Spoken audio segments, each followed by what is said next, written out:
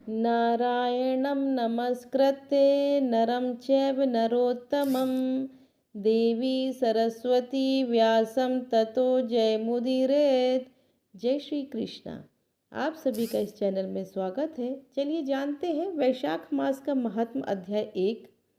भगवान नारायण नरश्रेष्ठ नर देवी सरस्वती तथा महर्षि वेदव्यास को नमस्कार करके भगवान की विजय कथा से परिपूर्ण इतिहास पुराण आदि का पाठ करना चाहिए। सूत जी कहते हैं, राजा अम्बरीश ने परम श्रेष्ठी ब्रह्मा के पुत्र देवर्षि नारद से पूर्ण में वैशाख मास का महात्म इस प्रकार पूछा।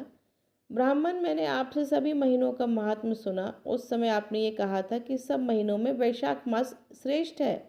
इसलिए यह बताने की कृपा करें कि वैशाख मास क्यों भगवान विष्णु को प्रिय है और उस समय कौन कौन से धर्म भगवान विष्णु के लिए प्रीतिकारक हैं। नारद जी ने कहा, वैशाख मास को ब्रह्मा जी ने सब मासों में उत्तम सिद्ध किया है। वह माता की भांति सब जीवों को सदा अभीष्ट वस्तु प्रदान करने वाला है।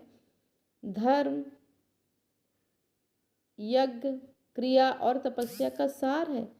संपूर्ण देवताओं द्वारा पूजित है। जैसे विद्याओं में वेद विद्या, मंत्रों में प्रणव, वृक्षों में कल्प वृक्ष, धेनुओं में कामधेनु, देवताओं में विष्णु, वर्णों में ब्राह्मण, प्रिय वस्तुओं में प्राण, नदियों में गंगा जी, तेजों में सूर्य, अस्त्र शस्त्रों में चक्र, धातुओं में सुवर्ण, वैष्णवों में शिव तथा रत्नों में कौस्तुभमणि है। उसी प्रकार धमक साधन भूत महीनों में वैशाख मास सबसे उत्तम है। संसार में इसके समान भगवान विष्णु को प्रसन्न करने वाला दूसरा कोई मास नहीं। जो वैशाख मास में सूर्योदय से पहले स्नान करता है उसे भगवान विष्णु निरंतर प्रीति करते हैं। पाप तभी तक गरजते हैं जब तक जीव वैशाख मास में प्रातःकाल जल में स्नान नहीं करता। राजन, वैशाख के महीने में सब तीर्थ आदि देवता बाहर के जल में भी सदैव स्थित रहते हैं। भगवान विष्णु की आज्ञा से मनुष्यों का कल्याण करने के लिए वे सूर्योदय से लेकर 6 दंड भीतर तक वहां मौजूद रहते हैं। वैशाख के समान कोई मास नहीं, सतयुग के समान कोई युग नहीं, वेद के समान कोई शास्त्र नहीं और गंगा जी के समान कोई तीर्थ नहीं। जल के समान दान नहीं, खेती के समान धन नहीं और जीवन से बढ़कर कोई लाभ नहीं। उपवास के समान कोई तप नहीं, दान से बढ़कर कोई सुख नहीं, दया के समान धर्म नहीं, धर्म के समान मित्र नहीं, सत्य के समान यश नहीं, आरोग्य के समान उन्नति नहीं, भगवान विष्णु से बढ़कर कोई रक्षक नहीं और वैशाख मास के समान संसार में कोई पवित्र मास नहीं। ऐसा विद्वान पुरुषों का मत है। वैशाख श्रेष्ठ मास है और शेष शाही भगवान विष्णु को सदा प्रिय है। सब दानों में जो पुण्य होता है और सब तीर्थों में जो फल होता है उसी को वैशाख मास में मनुष्य केवल जलदान करके प्राप्त कर लेता है। जो जलदान में असमर्थ है, ऐसे ऐश्वर्य की अभिलाषा रखने वाले पुरुष को उचित है कि वे दूसरे को प्रबोध करें, दूसरे को जलदान का महत्व समझाएं। यह सब दानों से बढ़कर हितकारी है। जो मनुष्य वैशाख में सड़क पर यात्रियों के लिए प्याऊ लगवाता है वह विष्णु लोक में प्रतिष्ठित होता है। नृपश्रेष्ठ प्रपादान यानी कि प्याऊ देवताओं, पितरों तथा ऋषियों को अत्यंत प्रीति देने वाला है। जिसने प्याऊ लगाकर रास्ते में थके बांधे मनुष्यों को संतुष्ट किया है उसने ब्रह्मा, विष्णु और शिव आदि देवताओं को संतुष्ट किया है। राजन, वैशाख मास में जल की इच्छा रखने वाले को जल छाया चाहने वाले को छाता और पंखे की इच्छा रखने वाले को पंखा देना चाहिए। राजेंद्र, जो प्यास से पीड़ित महात्मा पुरुष के लिए शीतल जल प्रदान करता है वह उतने ही मात्र से 10,000 राजस्व यज्ञों का फल पाता है। धूप और परिश्रम से पीड़ित ब्राह्मण को जो पंखा झलाकर हवा करता है वह उतने ही मात्र से निष्पाप होकर भगवान का पार्षद हो जाता है। जो मार्ग में थके हुए श्रेष्ठ द्विज को वस्त्र से भी हवा करता है वह उतने से ही मुक्त होकर भगवान विष्णु का सानिध्य प्राप्त कर लेता है। और जो शुद्ध चित्त से ताड़ का पंखा देता है वह सब पापों का नाश करके ब्रह्मलोक को जाता है। जो विष्णु प्रिय वैशाख मास में पादुका दान करता है वह यमदूतों का तिरस्कार करके विष्णु लोक में जाता है। जो मार्ग में अनाथों के ठहरने के लिए विश्रामशाला बनवाता है उसके पुण्य फल का वर्णन नहीं किया जा सकता। मध्याह्न में आए हुए ब्राह्मण अतिथि को यदि कोई भोजन दे तो उसके फल का अंत नहीं। राजन, अन्नदान मनुष्य को तत्काल तृप्त करने वाला है, इसलिए संसार में अन्न के समान कोई दान नहीं। जो मनुष्य मार्ग के थके हुए ब्राह्मण के लिए आश्रय देता है, उसके पुण्य फल का वर्णन नहीं किया जा सकता। भूपाल जो अन्नदाता है, वह माता पिता आदि का भी विस्मरण करा देता है। इसलिए तीनों लोकों के निवासी अन्नदान की ही प्रशंसा करते हैं। माता और पिता केवल जन्म के हेतु पर जो अन्न देकर पालन करता है, मनीषी पुरुष इस लोक में उसी को पिता कहते हैं। जानिए स्कंद पुराण से वैशाख मास की श्रेष्ठता में आपको कौन सा मंत्र बोलना है। नारायणं नमस्कृत्य नरं चैव नरोत्तम देवी सरस्वती व्यासं ततो जयमुदीरयेत्। अर्थात भगवान नारायण, नरश्रेष्ठ, नर देवी सरस्वती तथा महर्षि वेदव्यास को नमस्कार करके भगवान की विजय कथा से परिपूर्ण इतिहास पुराण आदि का पाठ करना चाहिए। वैशाख मास में स्नान के नियम।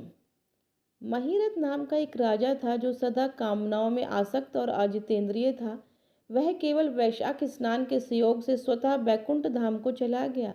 वैशाख मास के देवता भगवान मधुसूदन हैं, अतएव वह सफल मास है। वैशाख मास में भगवान की प्रार्थना का मंत्र इस प्रकार है।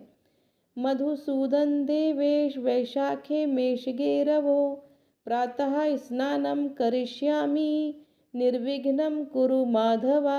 अर्थात हे मधुसूदन, हे देवेश्वर माधव, मैं मेष राशि में सूर्य के स्थित होने पर वैशाख मास में प्रातः स्नान करूंगा।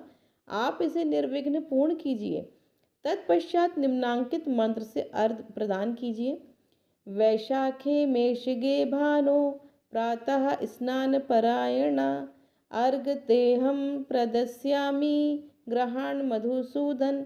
अर्थात सूर्य के मेष राशि पर स्थित रहते हुए वैशाख मास में प्रातः स्नान के नियम में संलग्न होकर मैं आपको अर्घ देता हूँ। मधुसूदन, इसे ग्रहण करिए। इस प्रकार अर्घ समर्पण करके स्नान करें, फिर वस्त्रों को पहनकर संध्या तर्पण करें। इन सब कर्मों को पूरा करके वैशाख मास में विकसित होने वाले पुष्पों से भगवान विष्णु की पूजा करें। उसके बाद वैशाख मास के महात्म्य को सूचित करने वाली भगवान विष्णु की कथा सुने। ऐसा करने से कोटि जन्मों के पापों से मुक्त होकर मनुष्य मोक्ष को प्राप्त होता है। यह शरीर अपने अधीन है, जल भी अपने अधीन है, साथ ही जिह्वा भी अपने वश में है। अतः इस स्वाधीन शरीर से स्वाधीन जल में स्नान करके स्वाधीन जिह्वा से हरि इन दो शब्दों का उच्चारण करें। जो वैशाख मास में तुलसी दल से भगवान विष्णु की पूजा करता है, वह विष्णु की सामर्थ्य पाता है और मुक्त हो जाता है। अतः अनेक प्रकार के भक्ति मार्ग से तथा भांति भांति के व्रतों द्वारा भगवान विष्णु की सेवा तथा उनके सगुण या निर्गुण स्वरूप का अनन्य चित्त से ध्यान करना चाहिए। कैसे हुआ वैशाख मास में छत्रदान से हेमंत का उद्धार। नारद जी कहते हैं, एक समय विदेहराज जनक के घर दोपहर के समय श्रुतदेव नाम से विख्यात एक श्रेष्ठ मुनि पधारे, जो वेदों के ज्ञाता थे। उन्हें देखकर राजा बड़े उल्लास के साथ उठकर खड़े हो गए और मधुपर्क आदि सामग्रियों से उनकी विधि पूर्वक पूजा करके राजा ने उनके चरणोदक को अपने मस्तक पर धारण किया। इस प्रकार स्वागत सत्कार के पश्चात जब वे आसन पर विराजमान हुए, तब विदेहराज के प्रश्न के अनुसार वैशाख मास के महात्म्य का वर्णन करते हुए वे इस प्रकार बोले। श्रुतदेव ने कहा, राजन, जो लोग वैशाख मास में धूप से संतृप्त होने वाले महात्मा पुरुषों के ऊपर छाता लगाते हैं, उन्हें अनंत पुण्य की प्राप्ति होती है। इस विषय में एक प्राचीन इतिहास का उदाहरण दिया। पहले वंग देश में हेमकांत नाम से विख्यात एक राजा थे। वे कुशकेतु के पुत्र, परम बुद्धिमान और शस्त्रधारियों में श्रेष्ठ थे। एक दिन वे शिकार खेलने में आसक्त होकर एक गहन वन में जा घुसे। वहां अनेक प्रकार के मृग और वराह आदि जंतुओं को मारकर जब वे बहुत थक गए, तब दोपहर के समय मुनियों के आश्रम गए। उस समय आश्रम पर उत्तम व्रत का पालन करने वाले शतार्थी नाम वाले ऋषि समाधि लगाए बैठे थे, जिन्हें बाहर के कार्यों का कुछ भी ज्ञान नहीं था। उन्हें निश्चल बैठे देखकर राजा को बड़ा क्रोध आया और उन्होंने उन महात्माओं को मार डालने का निश्चय किया। तब उन ऋषियों के 10,000 शिष्यों ने राजा को मना करते हुए कहा, ओ खोटी बुद्धि वाले नरेश, हमारे गुरु लोग इस समय समाधि में हैं। बाहर कहाँ क्या हो रहा है इसको वे नहीं जानते। इन पर तुम्हें क्रोध नहीं करना चाहिए। तब राजा ने क्रोध से विह्वल होकर शिष्यों से कहा, द्विज कुमारों, मैं मार्ग में सदा थका मांदा यहाँ आया हूँ, अतः तुम ही लोग मेरा आतिथ्य करो। राजा के ऐसा कहने पर शिष्य बोले, हम लोग भिक्षा मांगकर खाने वाले हैं। गुरुजनों ने हमें किसी प्रकार के आतिथ्य के लिए आज्ञा नहीं दी है। हम सर्वथा गुरु के अधीन हैं, अतः तुम्हारा आतिथ्य कैसे कर सकते हैं। शिष्यों का यह कोरा उत्तर पाकर राजा ने उन्हें मारने के लिए धनुष उठाया और इस प्रकार कहा, मैंने हिंसक जीवों और लुटेरों को भय आदि से जिनकी अनेकों बार रक्षा की, जो मेरे दिए हुए दानों पर ही पलते हैं, वे आज मुझे ही सिखलाते हैं। ये मुझे नहीं जानते, ये सभी कृतज्ञ हैं, बड़े अभिमानी हैं। इन आतताइयों को मार डालने पर मुझे कोई दोष नहीं लगेगा। ऐसा कहकर वे कुपित हो धनुष से बाण छोड़ने लगे।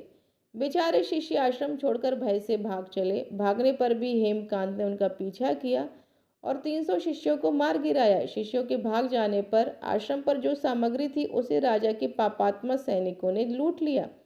राजा के अनुमोदन से ही उन्होंने वहां इच्छानुसार भोजन किया। तत्पश्चात दिन बीतते बीतते राजा सेना के साथ अपनी पुरी में आ गए। राजा कुशकेतु ने जब अपने पुत्र का ये अन्यायपूर्ण कार्य सुना, तब उसे राज्य करने के अयोग्य जानकर उसकी निंदा की और उसे देश से निकाल दिया। पिता के त्याग देने पर हेमकांत घने वन में चला गया। वहां उसने बहुत वर्षों तक निवास किया। ब्रह्म हत्या उसका सदा पीछा करती रहती थी, इसलिए वह कहीं भी स्थिरता पूर्वक रह नहीं पाता था। इस प्रकार उस दुष्ट आत्मा के 28 वर्ष व्यतीत हो गए। एक दिन वैशाख मास में जब दोपहर का समय हो रहा था, महामुनि तीर्थ यात्रा के प्रसंग से उस वन में आए। वे धूप से अत्यंत संतप्त और त्रिता से बहुत पीड़ित थे, इसलिए किसी वृक्षहीन प्रदेश में मूर्छित होकर गिर पड़े। देवयोग से हेमकांत उधर से आ निकला। उसने मुनि को प्यास से पीड़ित, मूर्छित और थका मांदा देख उन पर बड़ी दया की। उसने पलाश के पत्तों से छत्र बनाकर उनके ऊपर आती हुई धूप का निवारण किया। वह स्वयं मुनि के मस्तक पर छाता लगाए हुए खड़ा रहा और तुम्बी में रखा हुआ जल उनके मुंह में डाला। इस उपकार से मुनि को होश आया और उन्होंने क्षत्रिय के दिए हुए पत्ते के छाते को लेकर अपनी व्याकुलता दूर की। उनकी इंद्रियों में कुछ शक्ति आई और वे धीरे धीरे किसी गांव में पहुंच गए। उस पुण्य के प्रभाव से हेमकांत की 300 ब्रह्म हत्याएं नष्ट हो गईं। इसी प्रकार उसी समय यमराज के दूत हेमकांत को लेने के लिए वन में आए। उन्होंने प्राण लेने के लिए संग्रहणी रोग पैदा किया। उस समय प्राण छूटने की पीड़ा से छटपटाते हुए हेमकांत ने 3 अत्यंत भयंकर यमदूतों को देखा, जिनके बाल ऊपर की ओर उठे हुए थे। उस समय अपने कर्मों को याद करके वह चुप हो गया।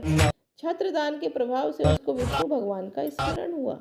उसके स्मरण करने पर महाविष्णु ने विश्यक सेन से कहा, तुम शीघ्र जाओ, यमदूतों को रोको, हेमकांत की रक्षा करो। अब वह निष्पाप है और मेरा भक्त हो गया है। उसे नगर में ले जाकर उसके पिता को सौंप दो।